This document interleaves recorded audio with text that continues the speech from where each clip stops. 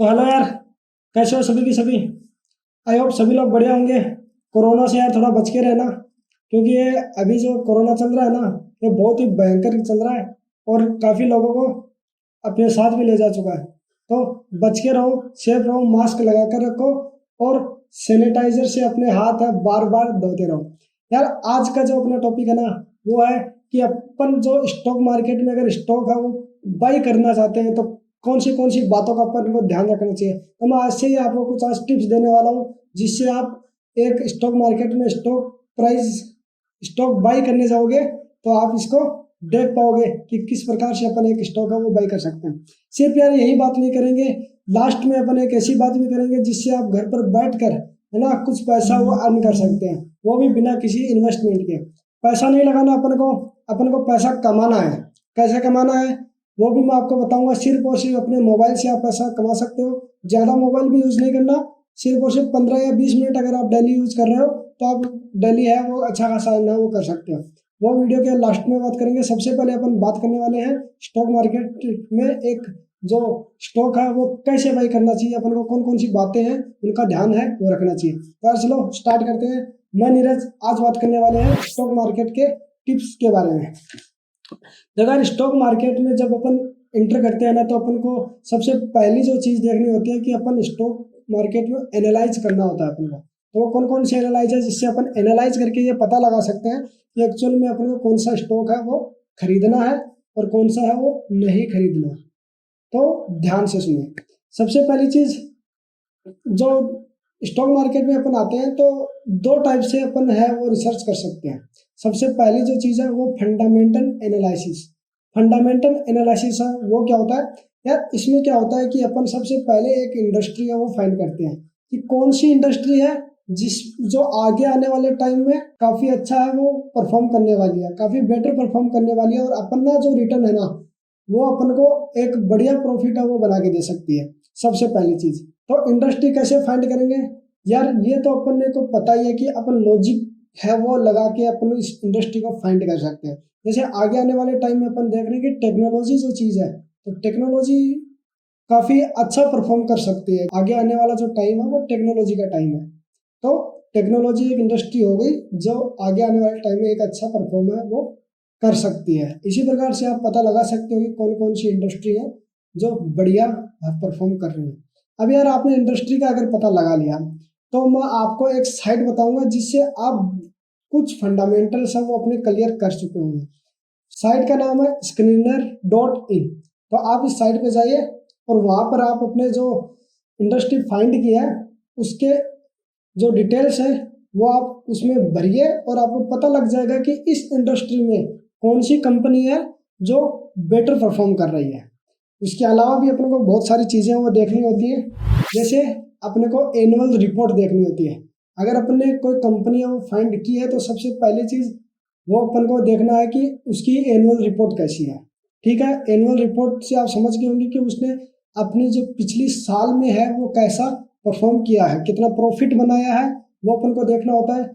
और सबसे बड़ी बात अपन को पीछे के भी कुछ साल में उन्होंने कैसा परफॉर्म किया है, एक्चुअल में उसने कैसा रिवेन्यू है वो कमाया हुआ है, वो भी अपन को यहाँ पे देखने की बहुत ज़्यादा ज़रूरत है। तो सबसे पहली बात एनुअल रिपोर्ट देखें, उसमें इम्पोर्टेंट रेशियोज है ना वो अपन screener.in में देख सकते हैं। इम्पोर्टेंट रेशियोज है वो लगाओ और उसमें पता लगाओ कौन सी कंपनी है वो टॉप पे चल रही है और फिर अपने उसका रेवेन्यू वगैरह देखना, प्रॉफिट देखना है, एनुअल रिपोर्ट देखनी है उसकी। और यार अपन इंडस्ट्री फाइंड करें ना तो अपने कुछ बेनिफिट्स हैं वो हो सकते हैं। जैसे अपन डेली यार न्यूज़पेपर पढ़ते हैं, न्यूज़पेपर से अपन को काफ़ी चीज़ें वो पता लग जाती हैं कि एक्चुअल में मार्केट में हो क्या रहा है। तो आप वहाँ से भी कुछ इंडस्ट्री वो फाइंड कर सकते हैं। अगर आप इंडिया में इन्वेस्ट करना चाहते हैं इंडिया की कंपनीज़ में तो जब बजट तैयार होता है ना तो उस बजट पर आपका थोड़ा ध्यान है वो कॉन्सेंट्रेट बजट पर होना चाहिए कि जो अब की बार बजट तैयार हुआ है वो कौन सी इंडस्ट्री में ज़्यादा बजट है वो जाने वाला है। जाहिर सी बात है जिस इंडस्ट्री में ज़्यादा बजट जाने वाला है वो इंडस्ट्री है वो ग्रो करेगी। तो आपको थोड़ा सा ध्यान देना है कि बजट है वो किस तरीके से बजट है वो बनाया हुआ है और वो बजट अपने को कैसे प्रॉफिट है वो दिलवा सकता है। और उसके बाद में सबसे मोस्ट इम्पोर्टेंट चीज़ अपन को देखनी पड़ती है कि कंपनी कहीं अंडर वैल्यू तो नहीं है या फिर ओवर वैल्यू है। ठीक है ना। कंपनी में पैसा लगाने से पहले, उसके स्टॉक में पैसा लगाने से पहले, उस कंपनी का एक पार्टनर बनने से पहले अपन को ये चीज़ देखनी बहुत ज़रूरी है कि जो कंपनी है वो कभी अंडर वैल्यू तो नहीं है।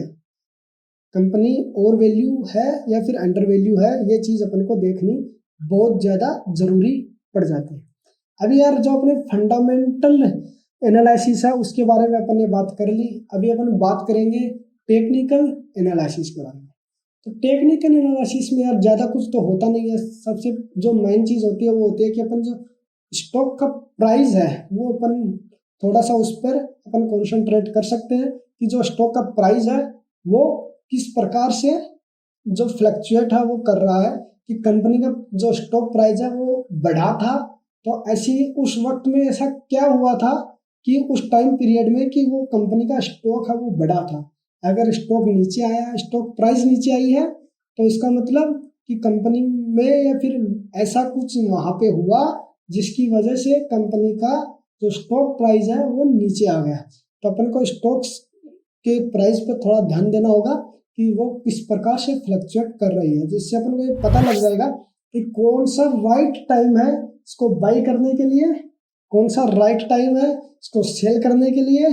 और अपन अभी इसको बाई या सेल नहीं कर सकते तो क्या अपन इसको होल्ड है वो कर सकते हैं।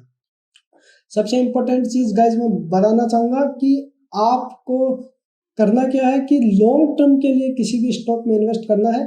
शॉर्ट टर्म में रिस्क बहुत ज़्यादा है। हाँ, रिटर्न भी शॉर्ट टर्म में हो सकता है कि आपको रिटर्न ज़्यादा मिल जाए, लेकिन रिस्क है वो भी बहुत ज़्यादा होगा। तो आई होप आप समझ गए होंगे कि किस प्रकार से अपन एक स्टॉक का वो चूज कर सकते हैं। टेक्निकल एनालिसिस में क्या होता है कि हमें मैकोज, RSI वगैरह भी इसमें यूज है वो कर सकते हैं, उसको भी अपन थोड़ा सा ध्यान है उस तरफ भी अपन दे सकते हैं।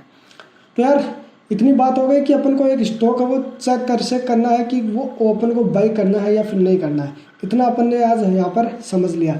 अब बात करते हैं कि अगर हम बाई करना चाहें तो कहाँ से बाई करें जिससे अपना कोई प्रॉफिट हो जाए। अगर हम बाई भी ना करें तो भी अपना थोड़ा बहुत प्रॉफिट है वो अपन देख के चलते हैं। तो यार देखो एक चीज़ है कि मैं स्टार्टिंग में आपको बोला था कि मैं एक ऐसी चीज़ है, ऐसा कुछ है वो बताने वाला हूँ जिससे अपन घर पर बैठकर बिना कोई इन्वेस्टमेंट के अपन पैसा वो कमा सकते हैं। क्योंकि लॉकडाउन का टाइम है, बाहर अपन जा नहीं सकते, तो घर पर बैठकर भी कुछ अगर अर्निंग अपनी हो जाती है तो दैट्स एन गुड थिंग। तो यार अपन सबसे पहले बात करते हैं ऐप स्टॉक के बारे में।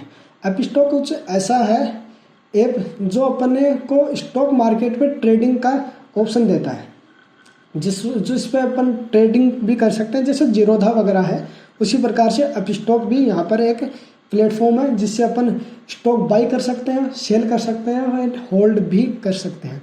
तो यार इसका फ़ायदा क्या है, बाकी के जो प्लेटफॉर्म है उन पे क्या होता है और इस पर कुछ अलग क्या चीज़ है जो अभी चल रहा है। यार इसमें अगर हम अपना जो अकाउंट है वो डीमैट अकाउंट अगर ओपन कर लेते हैं तो उसमें क्या होता है कि अपन को गोल्ड मिलता है फ्री में। सबसे बड़ी चीज़ गोल्ड मिलता है, डिजिटल गोल्ड है वो अपन को मिलता है और फ्री में। तो उस गोल्ड को अपन बेच के यानी कि सेल करके अपनी जो प्राइस आती है वो अपने अकाउंट में ला सकते हैं। तो आप जब अकाउंट ओपन करेंगे तो डीमैट अकाउंट ओपन करना है, उसके बाद में आपको गोल्ड है, डिजिटल गोल्ड है वो मिलने वाला है जिससे आप सेल करके और पैसा है वो वहाँ पर अर्न कर सकते हैं। इसका एक मेथड और है जिससे अपन पैसा अर्न कर सकते हैं। क्या है वो कि यहाँ पर अपना जो रेफरल एंड अर्न काइंड में इसमें एक ऑप्शन आता है जिसमें आप अपने जो फ्रेंड्स वगैरह हैं उनको अगर आप रेफरल करते हो तो आपको जब वो अपना एक डीमैट अकाउंट है वो सेटअप कर लेते हैं। हालांकि पैसे लगाने की ज़रूरत नहीं है, इसमें एक भी रुपया नहीं लगने वाला, फ्री में डीमैट अकाउंट है वो खुलने वाला है। हाँ, कभी कभी पहले होता था कि इसमें जो चार्ज है डीमैट अकाउंट का वो चार्ज लगता था, लेकिन अभी बिल्कुल एब्सोल्युटली फ्री है।